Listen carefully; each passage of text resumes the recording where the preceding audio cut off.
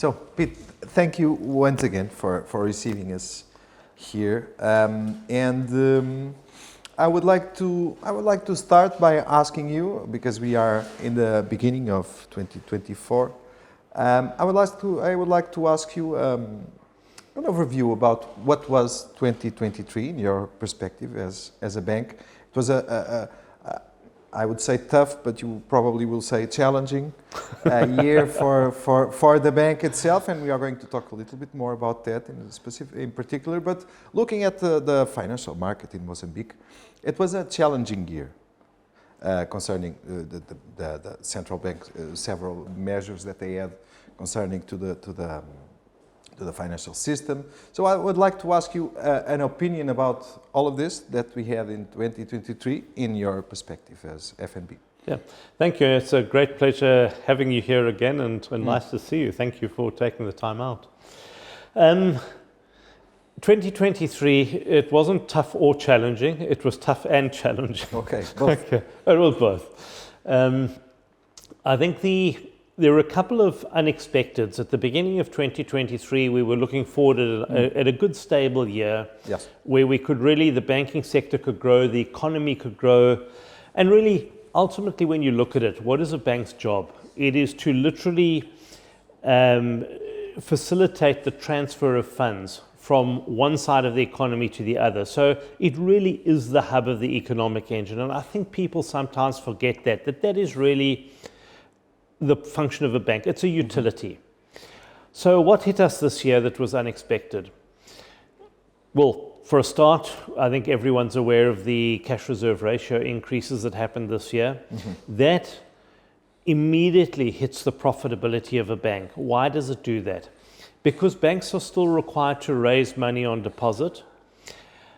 They still pay for that money. So arguably, if a bank's paying 5 or 6% for its funds, and you having to take a good portion of that money, in this case, about 39% of it, and put it on earning zero, you're immediately making a loss straight away. So it's not just a nice to have or an opportunity cost, it's a very, very real loss. We calculated that for every 100 mets that we could lend out, we need to raise 274 mets, of which most of that is non-productive. What do I mean by non-productive? It earns nothing. We can't do anything with it. It's at the central bank. So that really, really impacted the bank's profitability this year. What is of more concern to me is actually the knock-on effect into the broader economy. Because what that means is that banks, in order to recover their cost of funds, have to charge the real economy higher rates to borrow. So when we lend to the real economy, that means it has, we calculated, should have had a roughly 10% increase in interest rates outside of MIMO increases. Now, to a large extent, the banks have absorbed that. But in an economy which was already struggling, and Mozambique was a struggling economy after COVID, we need to be honest about that. What this did was really push the corporate environment backwards, a significant measure. And what we've seen from a lending perspective, or a borrowing perspective, should I say, is that corporate borrowing has gone down, retail borrowing has gone up. It is highly likely that the retail borrowing that has gone up has done so to fund lifestyle, to fund just living at a level. That, to my mind, should be an immediate marker to the Monetary Policy Committee that something needs to be loosened in order to free the economy to grow. And what has happened is, apart from constraining government spending or trying to balance the fiscal budget, what it's done is it's severely impacted the government's revenue line on the tax line. So from my perspective, I think it was a very harsh measure for the economy. The economy has absorbed it. I think it needs to be really well thought through going forward by the Monetary Policy Committee as to how to balance the income side of the government with the expenditure side of the government. I don't believe it can only be through these harsh measures. In addition to that, what the whole economy felt as well was the migration to Euronet as a single payment system. That's one of the biggest, probably one of one of the themes of the year. That Absolutely. the migration that lots of people felt day by day lives, but that is already over, or at least it was announced few weeks ago. That was finished with some success, as we can say, but it was a process that impacted as well several banks. Absolutely. I can imagine. And I think the bulk of the migration is over. There are always teething issues, and we see ongoing teething issues. What impacted the banks? We were already trying to digest CRR, and suddenly came the imperative to accelerate the Euronet migration. And this is not a ruling that I would look at the central bank harshly. Look, we all know in business, if you give somebody 8 months to do something, they'll do it in 12. So at some point in time, the central bank had to pull the trigger. Of course. It just came in a tough year. It would have been great if it had come in a year where we hadn't already been dealing with a lagging economy, already been dealing with high interest rates, already been dealing with a huge drop in earnings. That Euronet migration cost the banking sector a further amount of money, which it could ill afford in a year when almost all the liquidities come out. So I guess we hope the worst is over now. We hope that the regulations coming through and the acceleration of certain aspects of the banking sector will come to an end this year. Let the economy grow. Let it have a year or two of consolidation. Let it actually kickstart the government's revenues again post the 24 elections. And before going to your ideas about what will be 2024, I will ask you what's the role of the commercial banking, because it's very clear in other markets what is that role, and you talked about what is in your opinion should be the role of banking in an economy, but in an economy such as the one that Mozambique is becoming or turning out to be. What could be the role of the banks in this economy that, looking from a little bit far away, it's a development, as an economy under development. It's still lots of things forming up, financial inclusion not completely done, lots of new challenges ahead, big mega projects coming up. What should be the role of the commercial banks in this market over the next few years? I think being good banks, really. Again, what is a bank? It's a transmission mechanism for money through the economy. It's what we're specialists at. Where I think a lot of pressure is applied on banks, and incorrectly so, is in things like financial inclusion. We're not specialists in that. We are not specialists in moving whole economies of people who can't really afford to be banked forward. So, and let's just pull it back to the real base level stuff. What the bank is money put in by investors to provide a service to the economy. When an investor gets forced to do a lot of stuff that's outside of their strategy, it starts raising questions as to, is it worth being there or not? Now, am I saying that banks should not play a role in financial inclusion? That's not what I'm saying at all. I think a lot more thinking needs to go in onto how do we spread the load to where specialists can be applied in those areas of the economy right the way through. Not lump everything onto banks to become specialists in something they're not specialized in. Okay. So to put the thing, I like you always bring the things to actually the basic of the question. What should the banks do? So they should do what they know how to do. They should do what we do best. Of course. We expect governments to do what they're meant to do. We expect retailers to do what they're meant to do. That is supply goods into the market. Get them there, supply into the market. It seems a little bit onerous on banks to make them specialists in social development. They're not. They're not specialists in social development. Add to that the whole impact of climate change and climate financing. That's where I believe, funny enough, you asked what the bank should do. I think focusing on that and focusing on really interrogating projects that are around social development, they should interrogate them and provide financing where the benefits are tangible, not become experts in it themselves. That's not what they're there for. Okay. And now I would enter a little bit on the FNB ecosystem before we go to the 2024. At the same time as all of this was happening in the financial system, in the world, and it was actually a tough year for the world with wars, lots of things that didn't get solved, like the war on Ukraine, lots of situations in Africa, now the Israel thing. So Mozambique, a little bit complicated issue, instability throughout the year.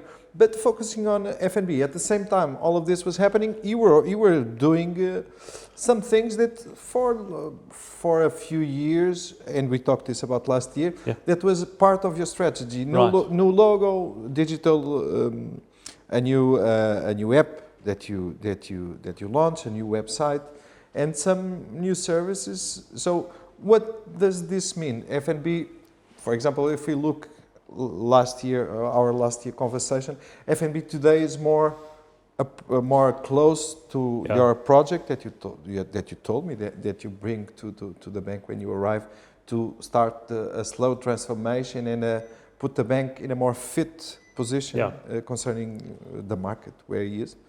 Yeah, so I think FNB is in a very good position compared to previous years.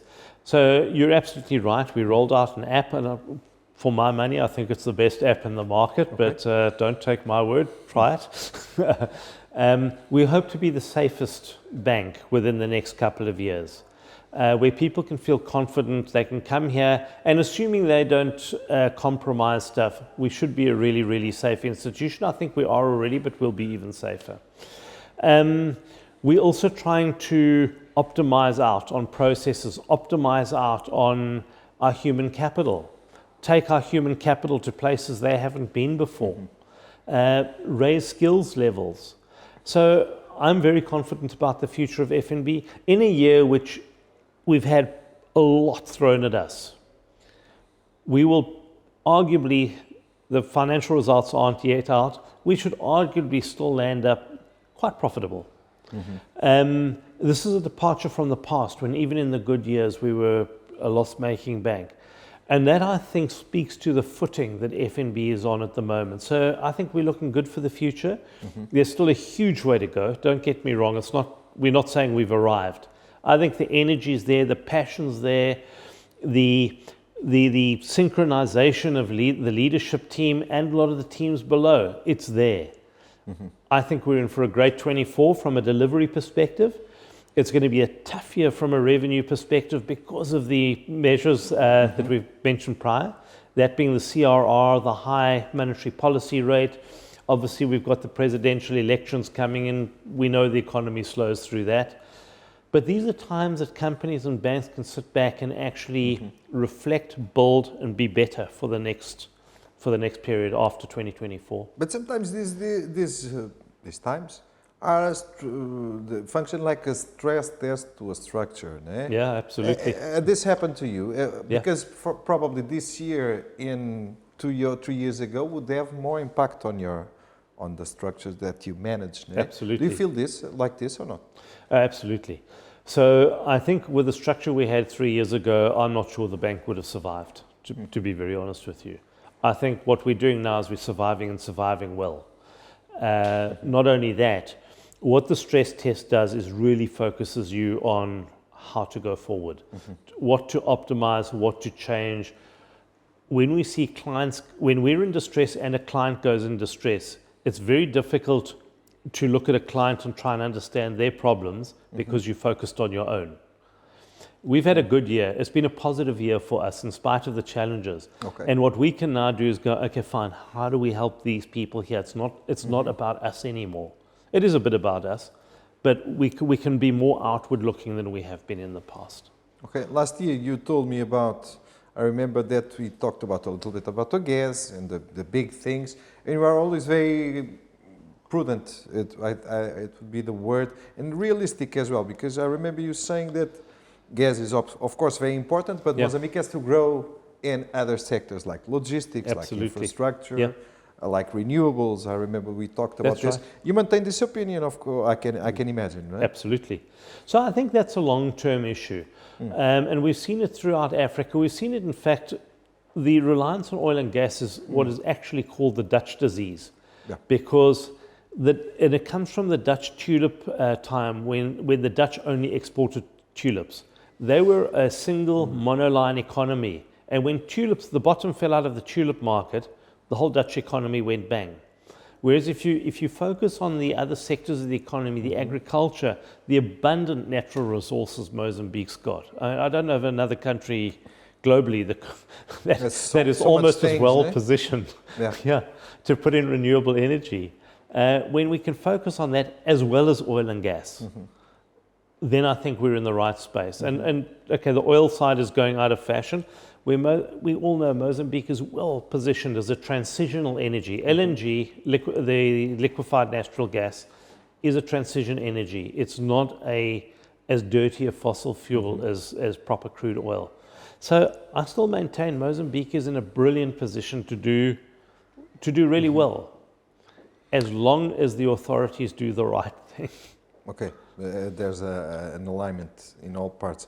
I was going to ask you one more thing concerning to FNB Mozambique, which would be you change your logo as well. That's correct. Because it's a marketing thing, but to get to that basic, where is FNB going? You told me about, and it's a thing you usually say, to be secure, security is important. Absolutely. But what's the objective of FNB in Mozambique? Like, what's your strategy for the next 2 or 3 years to get where? Yeah. And to put into place what role in this market?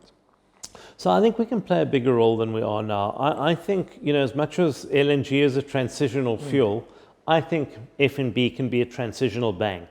I might have mentioned to you last year, one of the foundations of our strategy is that we're in a lucky position of having a low bricks and mortar and physical footprint, and we want to go the digitization route.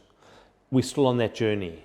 Now, the longer, I would say, old style banking exists, where it's heavy on the branches, heavy on people, heavy on time consuming and costly servicing, I think that is the wrong strategy. It may be right for this year, it may be right for next year, it may be right for another 2 or 3 years. But after that, the world is going to demand that we travel less, have less time in branches, less cash, be more digital. It's the way the world's going. And I think FNB is pretty well placed because we're small, because we've now got a proven track record, as it happens, of actually rolling out projects successfully. I think we can leverage that and be a leading digital bank in the market. And being the leading digital bank actually then allows us to help clients to go into the digital space. We can't sit here with Mozambique being manual on everything, and I hate to say this, but being limited to the thinking of the authorities. If we're limited to the thinking of the authorities, this country's doomed. And that goes for any country. That's not anything against the Mozambican authorities. It's everywhere. It's everywhere. And for me, the biggest challenge for Mozambique is trying to get the whole public sector and private sector to move on to more optimal ways of functioning where the rest of the world is. Allowing people, for example, to invest offshore, allowing people to have more manageability over their own lives. That's where the world is. But I question whether that's where Mozambique is. Okay. We as a banking sector can actually help facilitate that because we are the transmission mechanism for people to be able to do this. And I personally would love to see the regulatory authorities, the Ministry of Finance, and the government in general engage far more with the private sectors to what we can achieve together in a trusted manner. I think the biggest issue that holds regulators and governments back from this is often they don't trust the motives of the private sector. But if you're going to disengage from people, that trust will never be built. If you start engaging mindfully and constructively, there's more for everyone. It's not a case of some people will get more, some people will get less. Everyone will get more. Some people may get a bit more, and some people a bit less more, but everyone gets more when you engage constructively, and that for me is what's missing here. But how can you solve that? You say a little bit, not you would, what you are saying is that it should be more proximity and more trust between all the parts involved, the private sector, banks, government. Absolutely. Okay. Yeah. So, about 2024, we were almost finishing our conversation. I would like you to, these exercises of prediction is always sometimes don't go very well. I'm going to be wrong, it's just how wrong. No, but this time you can predict very not good things, and good things will happen. But what's your tipping points for 2024 in Mozambique and all over the world? The world's a little bit strange, as we talked about. But what are you predicting for the next year? Inflation, I think it's okay. The interest rates are sooner or later is going to get a little bit lower. The CRR as well, sooner or later. Yeah, look, for me, I think so. You know, when you've got pull or supply-driven inflation, it's always very difficult to manage it. When it's demand-driven, like if the consumers are overspending, it's easier to control with interest rates. So I would like to see, because it's mainly supply-driven inflation, I'd like to see inflation coming down. Let's look at what's good in Mozambique. Mozambique's got to be one of the most peaceful countries on earth. You know, come on, let's build on that. You know, we're lucky we're not sitting in Europe who's worried about Russia and Ukraine, worried about various other things. We don't have those religious conflicts here. I know in Cabo Delgado. Yeah. In Cabo Delgado, personally, I would question whether that's religious. Of course. Okay.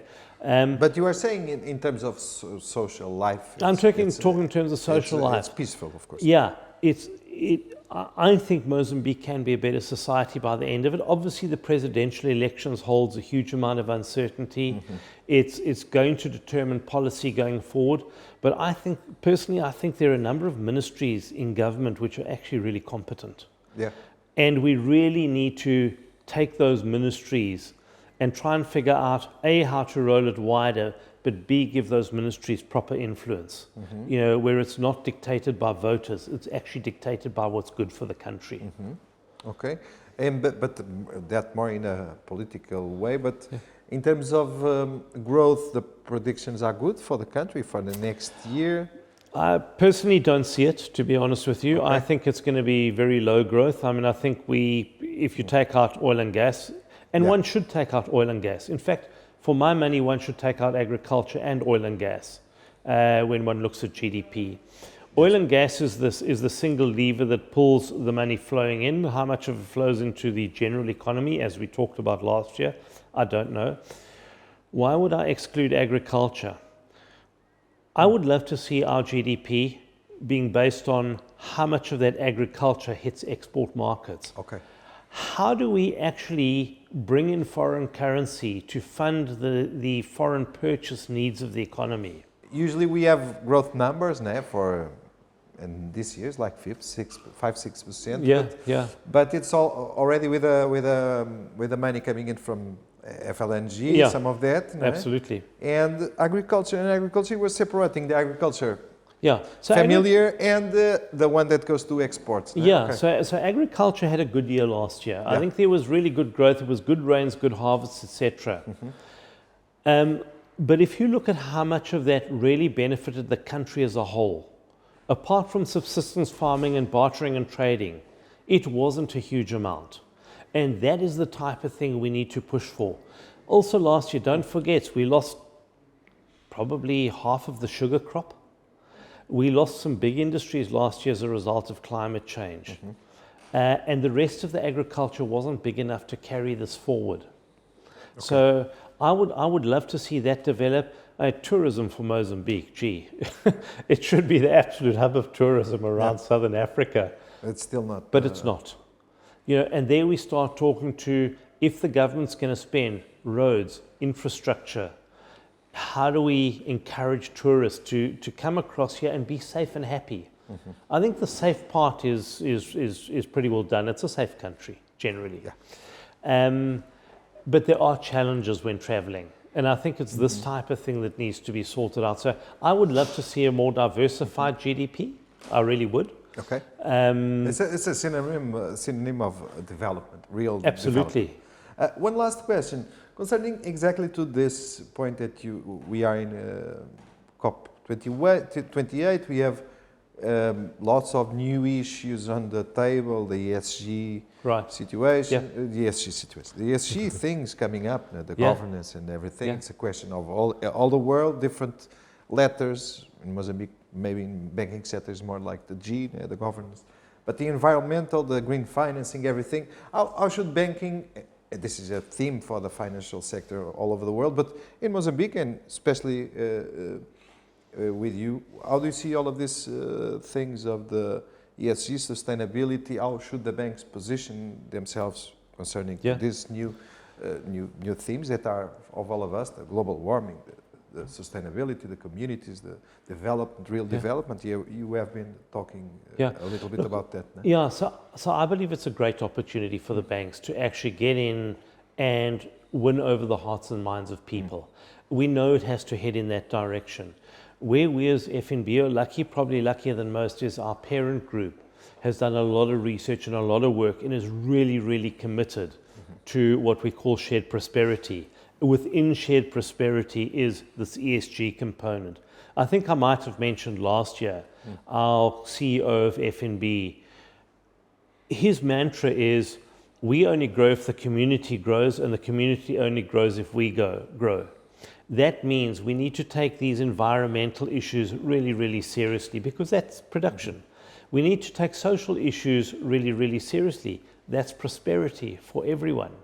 Our guys are doing specialized financing where they are trying to cheapen the financing costs for qualifying projects. And I believe they're getting there really, really, really well.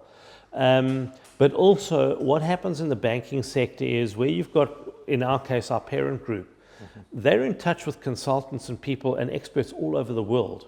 And once we start getting into that market, that expertise can come in here. I'm not sure how much that exists with other banks, what the reach of other banks is to be able to bring in this global expertise to actually really make an impact on climate, on social, etc.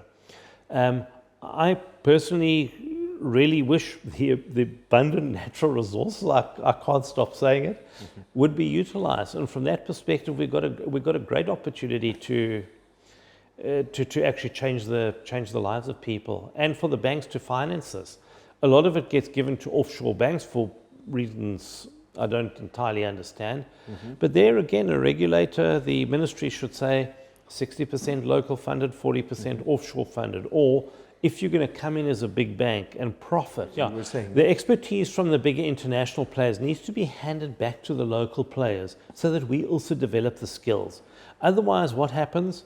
Mozambique lands up being that developing market or least developed country, and it remains like that because we are happy for other people to come in and actually do the main work, not sharing the expertise and the technology, and take it back out with them.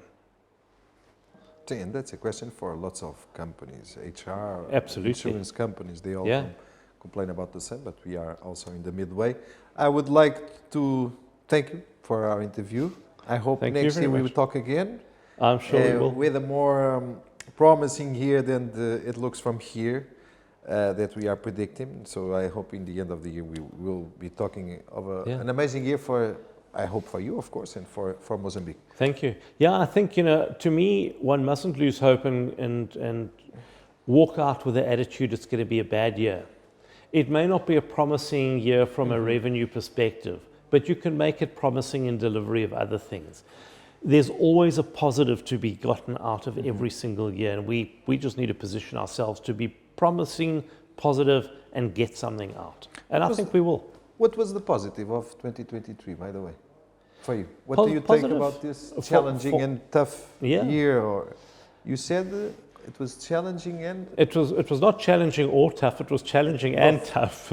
I think the positive that we took out, certainly from an FNB perspective, was people aligning. We realized we just had to get better at what we did. So I think internally we aligned better. Positive, we delivered a digital platform pretty much on time. We were slightly late. We delivered something on time. We showed our capability of actually getting to market and creating something good. Big positive. For me, it was almost bigger than the loss of revenue, is the fact that we could deliver this and show actually we're here to play. thank you, Peter. Thank you very much, Petro. Thank you.